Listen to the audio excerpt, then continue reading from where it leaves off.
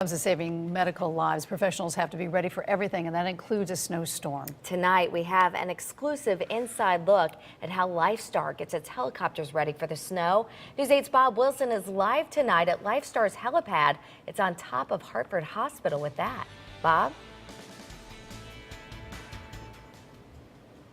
Yeah, we are on top of Hartford Hospital, and if you look out right now, they're saying visibility and wind are the two biggest factors, and that cold will play a role in it. Also, you can see the wind just whipping across the helipad right here. They're saying about 16, 17, 18 mile an hour gusts, and they can, believe it or not, fly in up to 30 mile an hour winds. However, they're saying that it's the visibility. It has to be at least 1 to 3 miles, and you can't even see the other buildings that are just right next door here at Hartford Hospital. But as you come in here to the warm airplane hangar, the Lifestar hangar, you can see they've got it indoors, they've got it plugged in, ready to go, and they're keeping it warm and dry for as long as possible, so when they have to hop in and go to work, they're ready.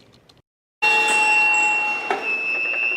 wind swirls and gusts outside of Hartford Hospital on the 11th floor.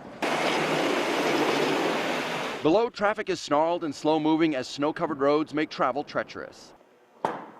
Inside the Lifestar hangar, lead pilot Ed Phillips pulls power to the medical helicopter to keep the batteries fully charged to answer the most critical of calls. That's our motto, is when team and time are critical. Wind and snow and sub-zero temperatures bring many types of critical calls, from heart attacks to rollover accidents where crew and patient are exposed. We've been out there for hours. I think me personally, the longest I was out there on a scene or something like this was 4 hours.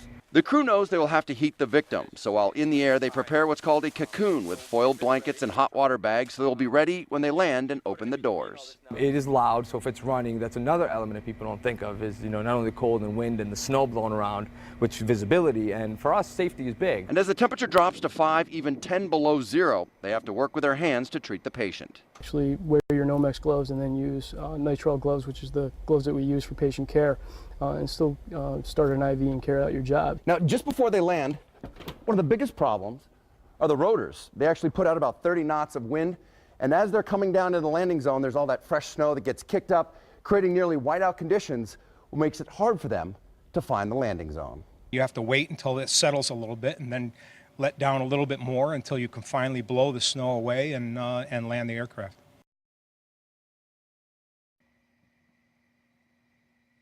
And they do have a lot of training. As a matter of fact, some of the crew here at Lifestar participated in a study to see how to use gloves underneath the gloves. They said it works well.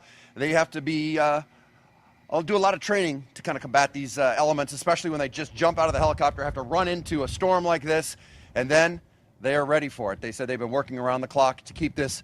They shovel it off, they get rid of all the snow as much as they can, and they keep it ready to go because they say the visibility and the wind will clear up before the road so they can be out there to get the people off the accidents and to the hospital safely. I'm Bob Wilson, reporting live in Hartford, News 8.